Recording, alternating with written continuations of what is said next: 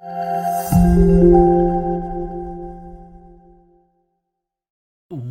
is up, everyone? Welcome back to the starting lineup. We are now on episode number 2.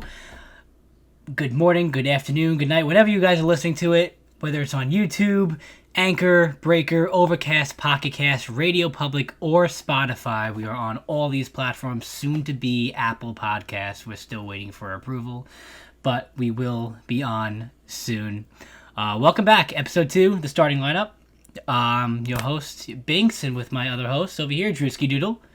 How are we doing, everyone? Just the two of us this week. We do not have any special guests that were coming on. But before we get into it, we just have to say one thing. We're just going to give a nice little shout out to Rogue Energy once again. If you use the code GETLIVID, you're going to get 5% off. You get a nice little shaker cup that I'm drinking right now. Got some blue raspberry. It's absolutely delicious. That's that good stuff. Get Livid. 5% off Rogue Energy. It's the best thing on the market. But we have a great cast for you today. We can just jump right into it. A lot of stuff happened with the major leagues. Very busy week. Very busy week. Me and Andrew are kind of mad at the league in one more ways than none. But I guess we could start. We're a little bit earlier in the week with Joe Kelly. Revere him because of what he did. And if you guys didn't see, who did he throw at? He threw at Bregman and then Correa. So two of the main guys on that whole cheating scandal. We love him. Thank you, Joe Kelly. Yes, if you're watching Joe this, Kelly. I'm going to buy your jersey. I love it. Applause. They cheated to win a World Series and nothing happened to them. Meanwhile, you are going to get suspended 8 games. Yeah, no, it's bull. 8 games. There was more discipline for someone throwing at a player and not even hitting them than an entire team cheating to win a title. Meaning, Joe Kelly's not even a top tier pitcher. And it's not Jacob deGrom throwing the ball. He just missed on one of them. He did not intentionally throw at Bregman. There's no chance. Yeah, I mean, he's denying that he didn't throw it. Yeah, But realistically, we all like to believe that he was doing it on purpose. That's fine. It happened. However, the argument that I have for him is this is the same guy who broke his window in the spring throwing a changeup. I don't know if you remember that when that surfaced. Oh, I remember that. He threw a changeup and broke his window because he was working on a pitch, and that was nowhere close. But I was a pitcher in high school. I don't think I could throw a changeup that bad. But you know what? More power to him. Listen. So if he's saying he has no control and that's what happened, sure. But I like to believe that he was intentionally throwing at him, especially with the face that he gave him afterwards. And that's just a meme where he's puckering up his bottom lip saying, cry about it. It's beautiful. Oh, I love it. He's giving him everything he's got. Correa comes back at him, yelling at him, and then he just turns. He's just like, what? What did I do? What? You got a problem? Love it. My God, it instantly became a meme, and he's revered all over because everyone that is so much better than the Michael Jordan crying face now. This is the best sports meme ever. I love it. This is what's going to be happening with the Astros all year. I mean, every team is going to, and any chance they get is going to be throwing at them. I mean, Altuve, I hope this happens for 20 more years. I hope this stays a thing forever until something happens because they didn't get punished. Their manager got fired. Who cares? Nothing happened to the players. Meanwhile, this guy's getting suspended 8 games, which in a short season, which would be a 22-game suspension in a regular season. It's absurd. That's ridiculous. And Rob Manfred, you are a joke. And this is coming from 2 Met fans who had nothing to do with the scandal. It's just a principle of it that I'm hoping that every Astro gets beamed for the love of the game. I consider Manfred in the same tier as Roger Goodell now. It's awful between the way he's handling everything with COVID and now this is ridiculous. If you would just maybe just let this go, obviously maybe suspend him a game, fine him, whatever, that's fine. But now you're going to piss off every other team even more. This is dumb. Manfred, bro, you're an idiot. I mean, he's handling COVID terrible. I mean, last week we said it was 17 Marlins. Pretty sure it was 17 Marlins had the case, and now it's 13 Cardinals. And now it's up to 20 Marlins. 20 Marlins now. And 13, now it's up to 20. 13 Cardinals with the virus. We're going to lose baseball. We're not gonna. The season isn't gonna be complete. The season's not gonna finish just because there was no law of the land that said like, hey, if you're a baseball player, don't leave your hotel. So if you're not told that you can't leave your hotel to not go out to eat, you're gonna do it. Yeah, you're not gonna sit in your hotel nonstop. It all comes down on Manfred, and especially over the last 4 months where he's proven he's awful at everything. The reason the season started this late is all him. All him. It's all him. There's a couple tweets that who was it? Trevor Bauer sent out about this whole scandal thing. I guess a scandal, whatever. With Manfred and how he wanted this to be a 60-game season. He wanted to start beginning of August, late July, and he got everything he wanted. It's insane, and he's not worse than Goodell. You can't get worse than Goodell, but he's right there. He is right there. He's proving that he can't lead. No, not at all. He can't lead. Absolute garbage. He doesn't know what he's doing. But moving on. We can go on and on about Manfred and his absolute flaws, but this podcast should be like 3-4 hours long. And but moving on, a huge story with Cespedes. I mean, every player has every single right to opt out of the season. I have no problem with you opting out. I have no problem with you saying, "Hey, I don't feel comfortable playing in the league. I don't feel comfortable with COVID going around." I have absolutely no problem with you saying that. But the way he did it, get out of New York. He's get done. Out of New York. I don't even want you on the team anymore. You were going to be a DH. You were never going to see the field ever again. All you had to do was bat. And I thought this was going to be the perfect thing for him, and he screwed that up. His job, especially this shortened season, was easy as hell. Don't play the field, go swing the bat, hit 10 to 15 home runs. That we would have been happy. I would have been okay. Whatever, fine. It's a home run first game of the season. Yeah, hey, welcome back. Yeah, he is one of the biggest wastes of money the Mets have ever had. Like it is absolutely. It's absurd. Financially speaking, 100%, he's the biggest waste of money they've ever had, without a doubt. I want him out. I want him off the team. Personally, hey, thanks for 2015. Bye bye. Yeah, listen, you had a great run, and it wasn't COVID. He's been a headache There's ever no since. Chance it's about COVID. There's 0% chance this is about COVID. Yeah, this is about him being pissed off that the team sucks, and also that he got benched because he can't hit. If you're gonna opt out, go about it the right way. Don't not show up and report in to have the whole team wondering where you are and be worried about you. It's ridiculous. I mean, if a regular person doesn't call to say they're not coming into work, then they're going to get in a lot of trouble. That's literally like someone just no call, no showing to work. Literally. Ridiculous. It's absolutely absurd. But staying on the Mets, our bullpen is absolute dog shit. It is an absolute dumpster fire, and when the Mets aren't going to go anywhere until they can fix that big problem. No, their pitching is a problem. Starting pitching is...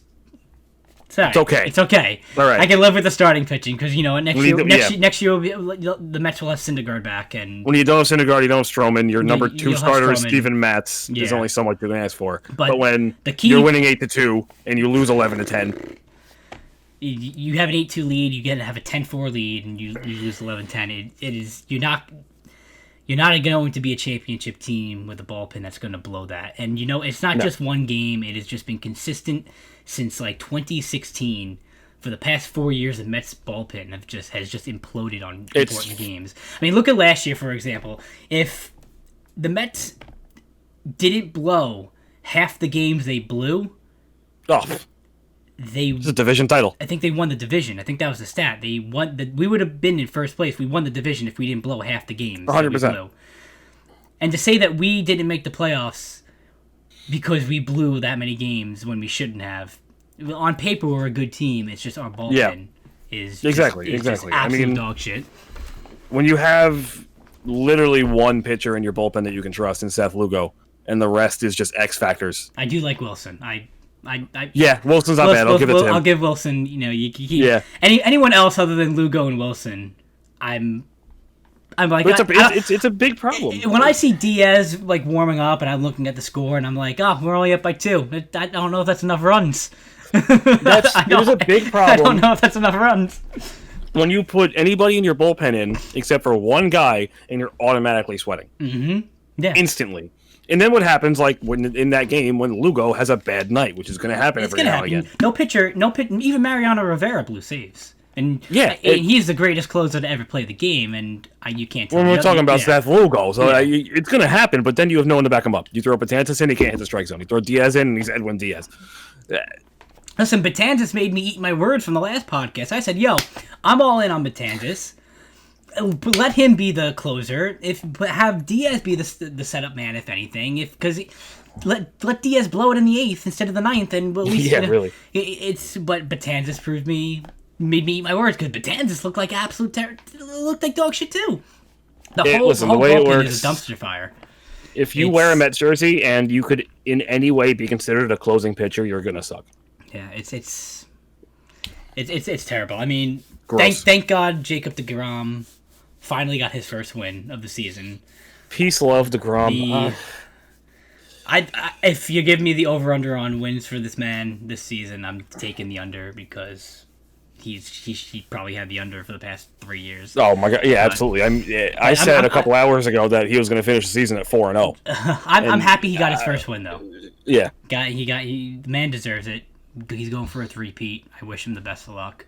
I still think he's the best pitcher in both the National and American League, but I'm happy he got his first win. Yeah, 100%. I mean, if you this year he looks the best he's ever looked. Yeah, absolutely. His average. He's throwing 99. His 99th pitch of the game went 99 miles an hour. He looks good. His sliders are still going 94. It's ridiculous.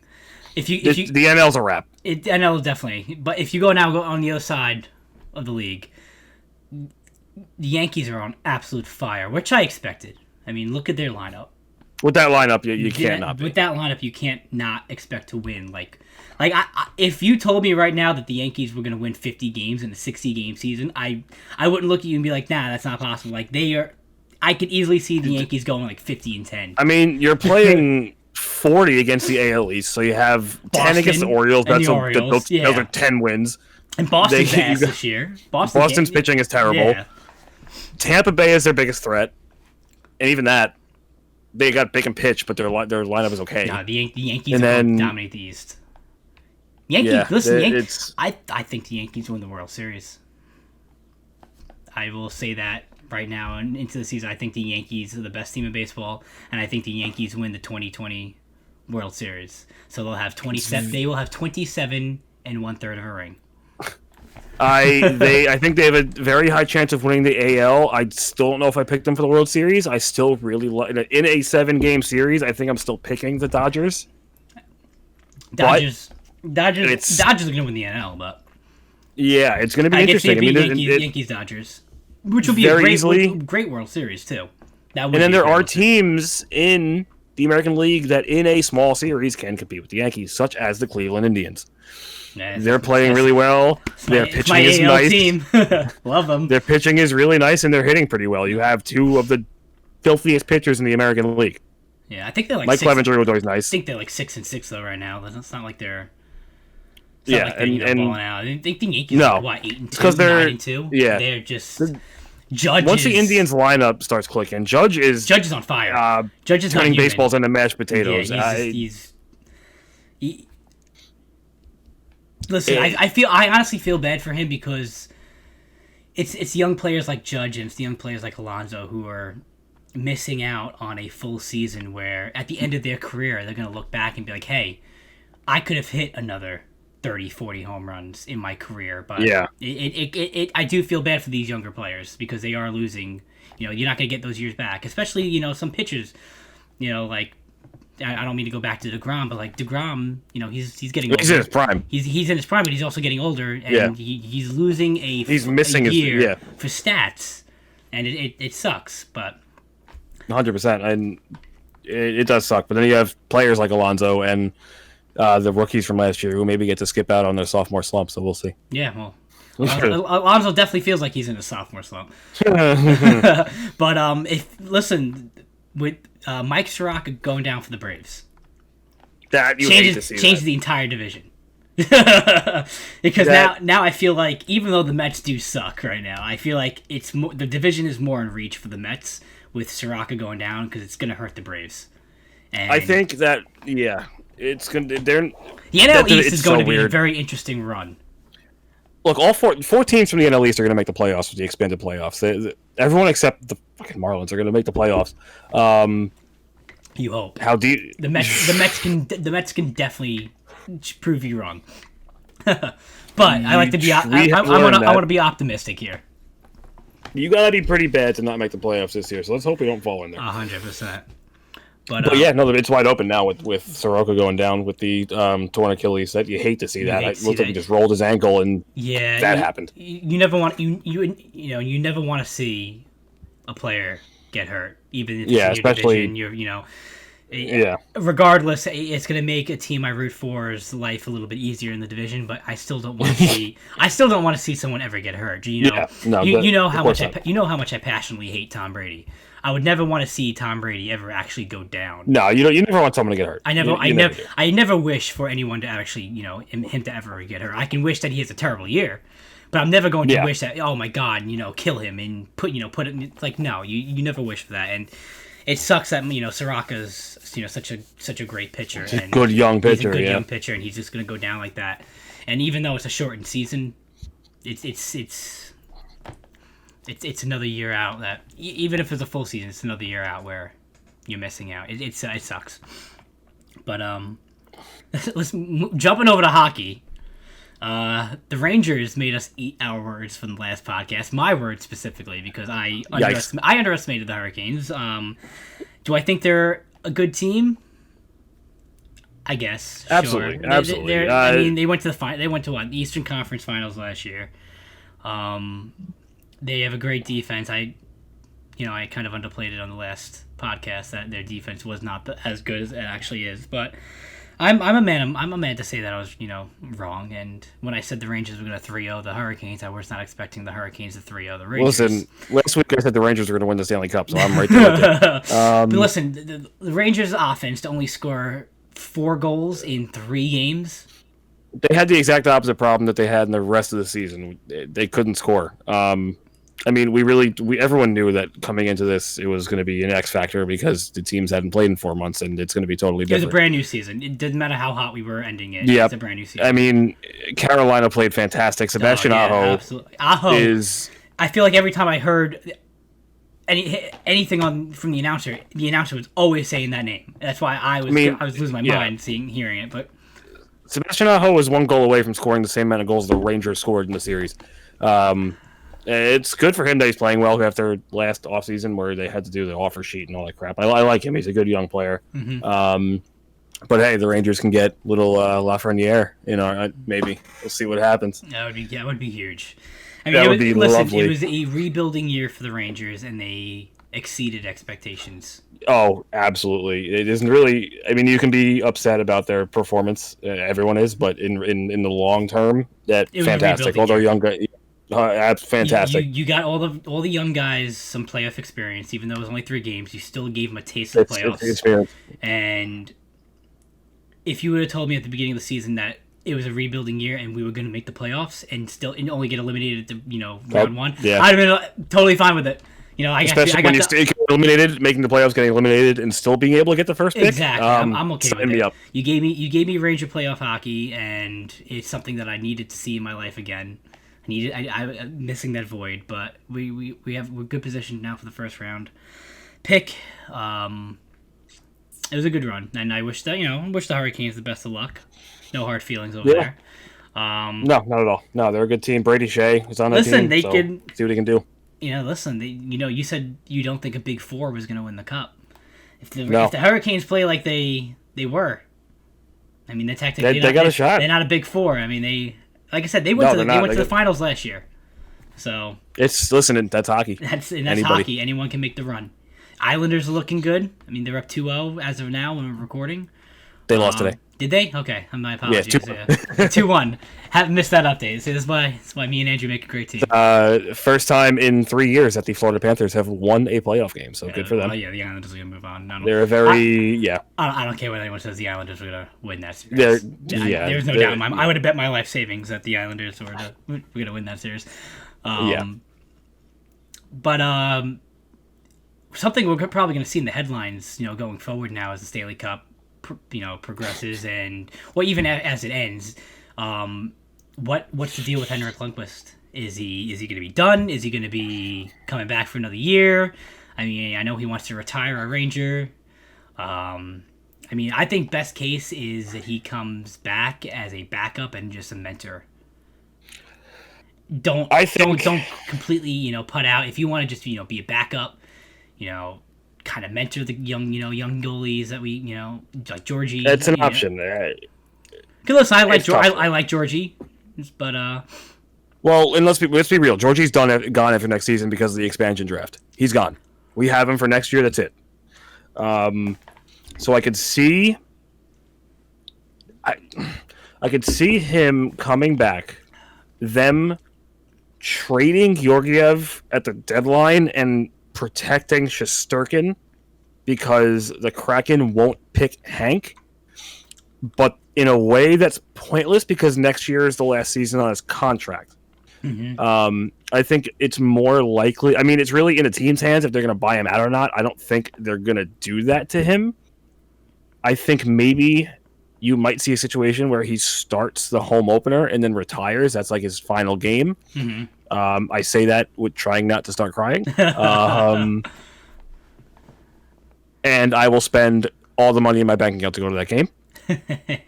It's a weird time in New York sports because, Eli Manning's gone. David Wright recently is gone. Henrik Lundqvist is on his way out. Henrik Lundqvist is a top 10 New York athlete of all time, and I don't want to hear differently. And it's going to be weird not having him around, but I do think we will see him in at least one more game. King Henrik. Forever, baby. I mean, been a Ranger fan my whole entire life, but I grew up. When I really got into hockey growing up, it was Hank that was in the goal. I mean, he's been here since 2005. Yeah, and I've always been a Ranger fan, but I never got into hockey like I am now. And as far back as I can remember, once I got into hockey, it's always been Hank. So seeing Lundqvist leave and not hearing his name behind the net is going to be like David Wright leaving the Mets again for me. I mean, exactly. They've been around for the same amount of time. David Wright showed up in 04, Lundqvist showed up in 05. Listen, I have no shame in saying I cried like a baby David Wright's last game, and I'll probably tear up with Lundqvist's. My God, yeah. I hope to see him come back, and like I said, I would rather him come back and just be a backup and a mentor to whoever we have behind the net. I could see them as another goaltending coach. I mean, the Rangers already have the best goaltending coach in the league, and Benoit Allaire. And if you throw Henrik Lundqvist in there, and that's a disgusting combo.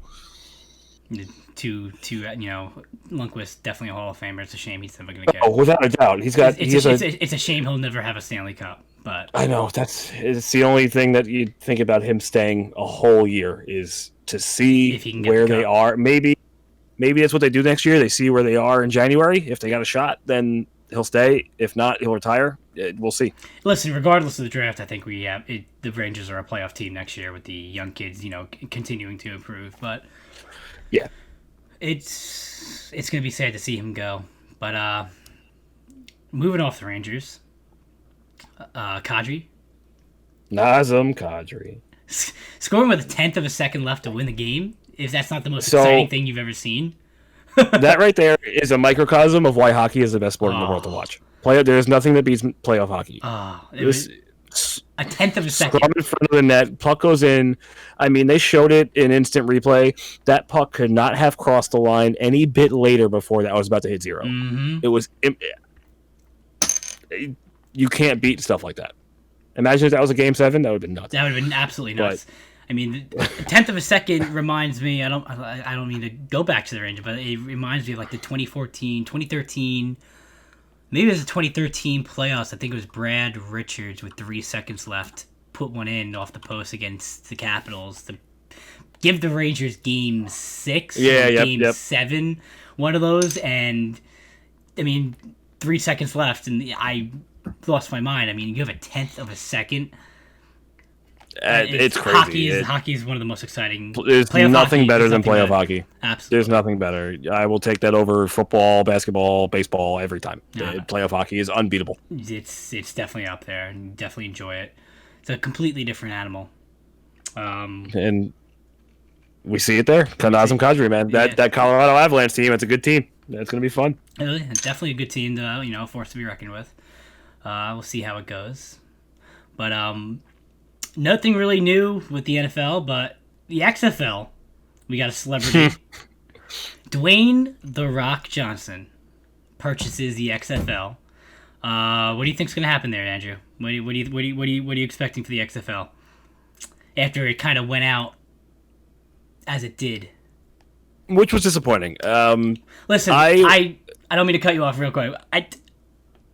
I was all in, ready for the XFL. It wasn't as exciting as I was hoping for it to be. It was kind of like baseball to me, where I just kind of maybe had it on as background noise just because it was sports. I couldn't really get into it, but I'm excited to see where it goes and interested to hear how you think it. Yeah, I was a big XFL supporter originally. I was personally entertained by the games, but I could see why people wouldn't be, just because the skill level is not where the NFL was. But this is huge. I mean, being also a WWE fan, I know that Vince McMahon's a moron. He's a genius, but he's also a moron.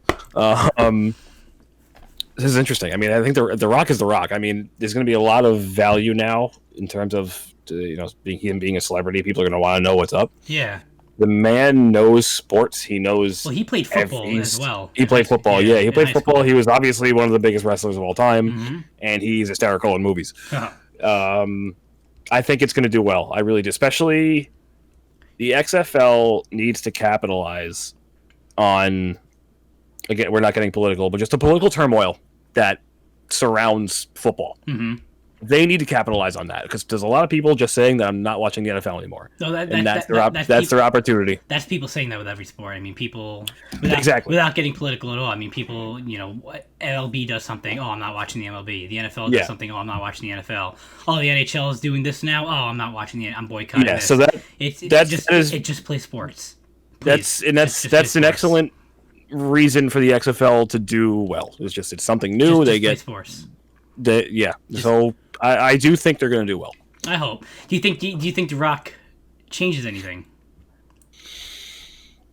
Rule wise, I mean, listen. I thought the rules for the XFL were really cool. I had no problem with the rules. I had no problem with it. I mean, the whole no extra point thing where you can go for 1, 2, or 3. I thought it was really cool. Yeah, I did not have a single problem.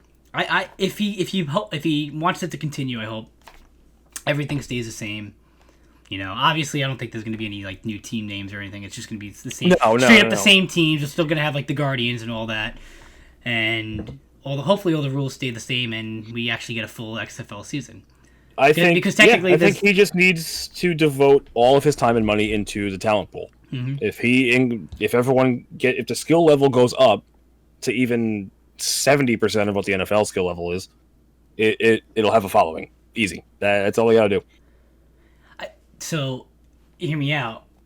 If AB is still being a mental case in the NFL, do you think AB goes to the XFL? I mean, you got to think, people who don't make it in the NFL anymore have got to be trying to get into the XFL. You can take all the washed up NFL players and put them in the XFL, and the washed up NFL players are still going to be better than the stars in the XFL. Because, I mean, I saw some pretty bad people playing football in the XFL. Yeah. Can you imagine Antonio Brown in the XFL? Just for a minute. Even though he's a mental head case. He is improving, which is good. He is improving. Can you imagine as someone as good as Antonio Brown in the XFL? Can you imagine being the corner in the XFL saying, I'm not good enough to play in the NFL and I have to cover Antonio Brown? Dude, that would be like me trying to defend him. Exactly. If I'm the quarterback, I am literally not looking at anyone other than AB that entire time. That's like watching me try to play basketball. It's not going to work. Yeah. I think he would do it. I don't think the XFL wants him. It's he's a head case, but I mean, I don't know. I think he would do it. I don't think there's a lot of things that he wouldn't do, but I don't think the XFL wants to be part of that. I don't think he's got such an ego where you don't even know if he would. Because I feel like he's gonna play one game. It's not gonna go well. He's just gonna bounce. Yeah, I feel like he wants to be NFL or nothing. we'll see where he goes. Any predictions on where AB goes? What he does? Home. I like that answer, Andrew. He's not playing in the NFL. I heard rumors that he was going to Seattle. I want to know who came up with that rumor. Can you imagine? Can you imagine AB on Seattle? If AB goes to Seattle and is like a healthy AB with Russell Wilson, and now I just here's the thing about that though. I just say Seattle Super Bowl done. They would have to sign him before the season starts because whenever he's going to have an 8-game suspension, which I assume doesn't take place unless he's on a team, but it's Roger Goodell, so who knows? He's going to be on his couch. He's eating Tostitos chips watching the Super Bowl. Especially, I mean, with COVID going this year, and there's a lot of players that want to opt out, like the Patriots. But a lot of Patriots don't even play, which could be so good for you because I mean, if you guys aren't hung up on Cam Newton, now you can tank for Trevor Lawrence. But it's very true.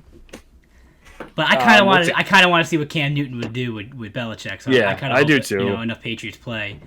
But though I don't think any of the major offensive players have opted out. It's all defense players. So there goes their fantasy value. Defense wins championships. So yeah, we'll see if the next man up phrase of the Patriots really works. Yeah, absolutely.